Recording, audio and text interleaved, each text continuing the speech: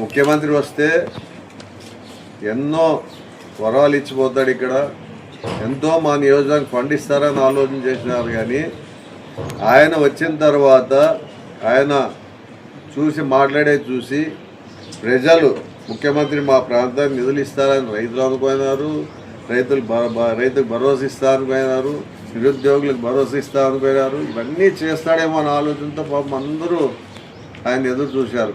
కానీ ఆయన వచ్చిన తర్వాత ఆయన ఒకటి ఆలోచన చేశాడు, అభివృద్ధి ప్రణాళిక ప్రకటించాని అని ఆశపడ్డారు. కానీ దురదృష్టవశాతం ఆయన ఆలోచన చేసిందంతా మా 4 పంచాయతీల గురించి. అంటే 4 పంచాయతీలు, క్యాబినెట్ విలేజ్లో 3 అంటే 7 గ్రామాల గురించి ఆలోచన చేసినాడు తప్ప ఆయన ప్రజలకు ఏదో చేస్తాడు చెప్తాడని ఆలోచనలో ఉన్నారు తప్ప ఈయన చేసింది చెప్పింది ఏం లేదు. ఎంతసేపు ఉన్నా బాలనాగిరెడ్డి 7 గ్రామాలు అక్కడ పోటీ పెట్టాలా, అక్కడ పోటీ నిలబెట్టాలా, తప్పకుండా ఈసారి నేను దండయాత్ర చేస్తా అన్నాడు. దండయాత్ర ఎందుకు చేస్తావు నాయన? అప్పుడు ఇప్పుడు 2014లో దోమల దండయాత్ర చేయించినావు అధికారులు చెప్పి, ఇప్పుడు మళ్ళీ మా గ్రామాల మీద దండయాత్ర ఎందుకు చేస్తావు? ముఖ్యమంత్రి గారు నేను ఒకటి అడుగుతున్నాను, మీరు ప్రజలకు చేయాల్సినవన్నీ మర్చిపోయి ఒక్క మాధవరం గ్రామానికి వచ్చి కార్యకర్తల మీటింగ్లో ఏదో పెద్దగా చెప్తావు, ఎన్నో రకాల అభివృద్ధి పనులు చెప్తావు అని ఆలోచన చేశారు తప్ప మీరు చెప్పిందంతా ఏం లేదు. అక్కడంతా ఏమి అభివృద్ధి గురించి మాట్లాడలేదు. 100 కోట్లు నా నియోజకవర్గానికి వచ్చాయి పథకాలు. అన్నీ గుర్తుపెట్టుకోని చెప్తున్నాను తప్ప మీరు ఏం చెప్పినా ఎన్ని మాట్లాడినా 29లో మీ జెండా ఎగరదు.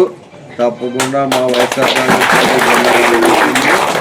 మీరు ఎన్ని ఇబ్బందులు పెట్టాలనుకున్నా చెయ్యి, కానీ ప్రజలు పేదవాళ్ళ మీద పోవద్దు, నా మీదే చెయ్యి. నువ్వేమైనా చేయాలనుకుంటే నన్ను లోన్ వేయాలని కూడా అన్నావంట. సరే వేపిస్తే జైల్లో పోయేస్తాం, అంతకంటే ఏముంది. చూడని జైలు కాదు మాకు, చూసే వచ్చినాం జైలు కూడా. అన్నీ అయిపోయినాయి, అన్నీ చూసినాం, అన్నీ చేసినాము. కానీ నా కార్యకర్తల జోలికి ఎవరన్నా వస్తే, మా నాయకుల జోలికి ఎవరన్నా వస్తే తప్పకుండా వాళ్ళకి అండగా నిలబడతాను. దానికోసం నా సాయశక్తులు కృషి చేస్తాను. వాళ్ళ కోసం ఏమైనా నిలబడతాను. నేను వెనక్కి జరిగే ప్రసక్తే లేదు. నువ్వెన్ని చెప్పిపోయినా నేను వెనక ఆడేదే లేదు. తెలుగుదేశంలో ఉన్నాను, నన్ను గుర్తించలేదని 2019లో నా పార్టీలోకి రావడం జరిగింది. అంటే వైఎస్ఆర్ కాంగ్రెస్ పార్టీలోకి రావడం జరిగింది. ఆ 2019లో పార్టీలోకి వస్తే జగన్మోహన్ రెడ్డికి లోటస్ పాండ్లకు తీసుకుపోయి అక్కడ ఈ పెద్ద ఆయన పాపము ఎన్నేళ్ళ నుంచో తెలుగుదేశం పార్టీ కోసం సేవ చేస్తున్నాడు. ఈయన అక్కడ గుర్తించలేదు కాబట్టి దయచేసి ఈయన పెద్ద ఆయనకు ఒక జిల్లాలో ఏదో ఒక హోదా కల్పించాలని చెప్తే మాట నిలబెట్టుకున్న వ్యక్తి వైఎస్ఆర్ కాంగ్రెస్ పార్టీ కావునా కాదని మీరు ఎందుకు ఇవ్వలేదు ఆ రోజు? ఆ రోజు Jaganmohan Reddy KDCC bank chairman చేసినందుకే ఈరోజు వాళ్ళు గుర్తింపు చేసి వాళ్ళకి ఎమ్మెల్యే సీట్ ఇవ్వడం జరిగింది. అది ఎవరు పుణ్యాన? వైఎస్ఆర్ కాంగ్రెస్ పార్టీ పుణ్యాన. ఇవన్నీ గుర్తుపెట్టుకోవాలి. ఈరోజు బీసీలకి అంతా పదవులు ఉన్నాయి. మా పక్క ఉండే ఎంపీపీలు ఉన్నారు, జెడ్పీటీసీలు ఉన్నారు, సర్పంచ్ అన్ని ఆర్బీఐకేలు అన్నీ చేస్తే 3,50,000 కోట్లు అప్పుడు అప్పు చేయడం జరిగింది 5 సంవత్సరాలకి. మీరు ఇచ్చిన ఒక పెన్షన్ దాంట్లో 6 లక్షలు తీసేయడము, ఏ ఒక్కరు ఇప్పుడు ఈ 2 ఏళ్ళకి మీరు 3,70,000 కోట్లు చేయడం జరిగింది. అంటే ఇంత అప్పు ఎందుకు చేయగలిగినారు అంటే ఏమందంటే విజయవాడలో అభివృద్ధి చేస్తాను అంటావు. విజయవాడలో ఎక్కడ అభివృద్ధి జరిగిందో నాకు కూడా ఇంతవరకు నేను పోయినప్పుడు చూస్తే ఎక్కడ పెద్ద కనబడడంలే. ఇవన్నీ ఆలోచన చేసుకొని మాట్లాడండి దయచేసి చంద్రబాబు నాయుడు గారు. మళ్ళీ నేను ఒక్కడే పార్టీ మారిన ఎంతో బాధపడుతున్నాడు ఆయన. 2014లో కూటమి ప్రభుత్వము వాళ్ళు జతగట్టి కూటమి ప్రభుత్వం అధికారంలో రావడం జరిగింది. అంటే 108 సీట్లు వాళ్ళకి వస్తే 67 సీట్లు మా జగన్మోహన్ రెడ్డి కొత్తగా పార్టీ పెట్టి 67 సీట్లు ప్రతిపక్షంలో కూర్చున్నాం. ఆ రోజు జగన్మోహన్ రెడ్డి ఇచ్చింది కూడా వాళ్ళు కూడా సీట్లు ఎవరు ఇచ్చిండాడు? బీఫామ్ ఎవరు ఇచ్చినారు? జగన్మోహన్ రెడ్డి కదా. ఆ బీఫామ్ ఇచ్చిన ఎమ్మెల్యేలు 23 మంది నువ్వు తీసుకునే రోజు నీకు గుర్తుకు రాలేదా అని అడుగుతున్నా నేను. ఒక్క బాలారెడ్డి గురించి ఆలోచన చేస్తున్నా తప్ప నువ్వు మా జగన్మోహన్ రెడ్డి ఇచ్చిన 23 మంది ఎమ్మెల్యేలని ఆ రోజు బీఫామ్ ఎవరు బీఫామ్తో వాళ్ళు గెలిచినా నీకు ఆలోచన రాలేదా అని నేను అడుగుతున్నా. అంటే బాలారెడ్డోడే గుర్తుకొస్తున్నాడు. అంటే నీ రాష్ట్రంలో మా జగన్మోహన్ రెడ్డి తర్వాత పెద్దిరెడ్డి రామచంద్ర రెడ్డి తర్వాత ఒక బాలారెడ్డే మీకు గుర్తుకొస్తున్నాడన్న ఆలోచన. అంటే కర్నూలు జిల్లాలో కూడా ఒక వ్యక్తి ఉన్నాడు అనే ఆలోచన చేస్తున్నావు కాబట్టి నీకు ఒకటే చెప్తున్నా, ఆ 23 మంది ఎమ్మెల్యే తీసుకున్న రోజు నీకు బాధలే. ఆ రోజు మళ్ళీ మంత్రులు ఇచ్చావు, వాళ్ళతోనే తిట్టించినావు మా జగన్మోహన్ రెడ్డిని. ఇవన్నీ చేసింది ఎవరు మీకు తెలుదా నీకు?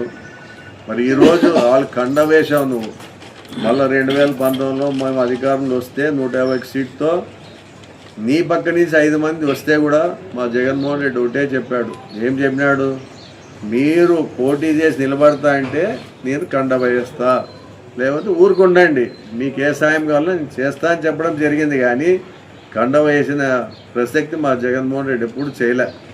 ఎందుకంటే అలాంటి ఒప్పుకోడు మా జగన్మోహన్ రెడ్డి. పార్టీకి రాజీనామా చేయండి, పోటీ పోదాము, పోటీ నుంచి గెలిచి వచ్చి మళ్ళీ మీరు ఎమ్మెల్యేగా నాతోనే పనిచేయాలని కూడా చెప్పడం జరిగింది.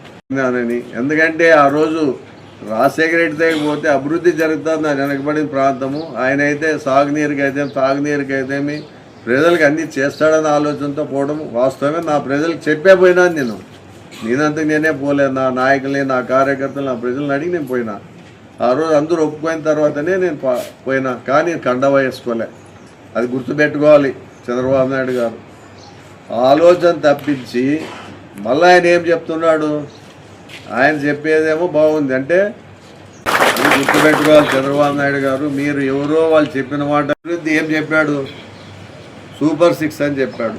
Super 6లో pension ఇచ్చినాడంటాడు. పెన్షన్లో మా ప్రభుత్వం ఉన్నప్పుడు జగన్మోహన్ రెడ్డి గారు 66 లక్షల పెన్షన్లు ఇస్తే దాన్ని 6 లక్షలు తీసేయడం జరిగింది. నువ్వు 4,000 ప్రతి నెల పండగంట. అంటే ఏ ప్రభుత్వం ఉన్నా అది ప్రజల సొత్తే. మా ప్రభుత్వం ఉన్నా వాళ్ళ ప్రభుత్వం ఉన్నా ప్రజల సొత్తే ఇస్తాం తప్ప వేరే ఏం మన ఇంటి నుంచి చేతి నుంచి ఇచ్చి పండగ చేయమని ఎవరు చెప్పం.